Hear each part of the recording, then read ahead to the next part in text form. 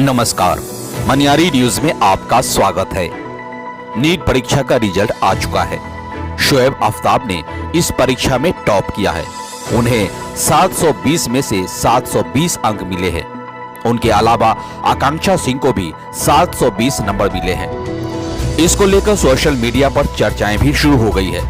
लोग जानना चाहते हैं कि जब दोनों को ही 720 नंबर मिले हैं तो शोएब को टॉपर क्यों घोषित किया गया है। चलिए बताते हैं, लेकिन उससे पहले दोनों के बारे में जान लीजिए। अगर हम शोएब आफ्ताब की बात करें तो शोएब उड़ीसा के राउरकेला के रहने वाले हैं। पिता बिजनेसमैन हैं और मां गृहिणी हैं। शोएब बचपन से ही डॉक्टर बनना चाहते थे, लिहाजा तैयारी के लिए पहुंच गए राजस्थान के कोटा शहर। लगातार 2.5 साल तक पढ़ते रहे, ना छुट्टी ली और ना ही एक बार भी अपने घर गए। केवल पढ़ाई को ही लक्ष्य बना लिया। वो कहते हैं, मेरे परिवार में कोई डॉक्टर नहीं है। मैं बचपन से ही डॉक्टर बनना चाहता था।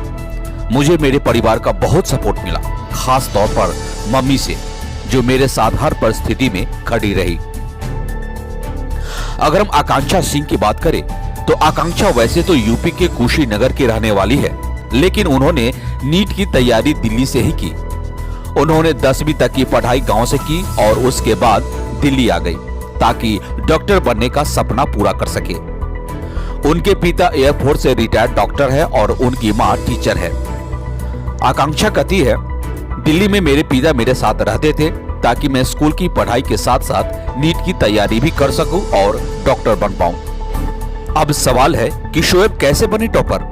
चलिए आपको बताते हैं कि दोनों के ही नंबर जब 720 थे तो शोएब टॉपर कैसे बन गए। इस सवाल के जवाब को समझाने के लिए आपको नीट रिजल्ट की प्रणाली को थोड़ा समझना होगा। नेशनल टेस्टिंग एजेंसी यानी एनटीए की टाइप ब्रेकर नीति के मदद से इसका निर्धारण किया जाता है। होता यह है कि अगर दो छात्रों के एक जैसे नंबर आते हैं तो उस छात्र को वरीयता मिलती है जिसके बायोलॉजी में अधिक नंबर होते हैं।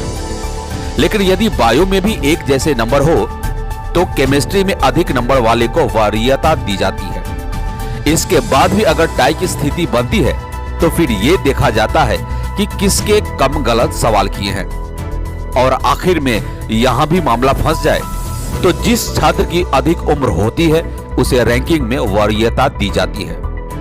शोएब और आकांक्षा वाला मामला भी कुछ ऐसा ही है, यानी शोएब और आकांक्षा हर पैमाने पर एक जैसे साबित हुए, जिसके बाद उम्र वाले फैक्टर के चलते शोएब टॉपर बन गए। कुछ और मामला भी हुआ है, हम आपको बताते हैं कि कुछ जानकारी के मुताबिक इसी नीति को तेलंगाना की तुमल्ला स्निकिथा, राजस्थान के विनीत शर्मा, हरियाणा की अमरीशा खैतान और आंध्र प्रदेश की गुत्ती चैतन्य सिंधु की रैंकिंग के लिए इस्तेमाल किया गया।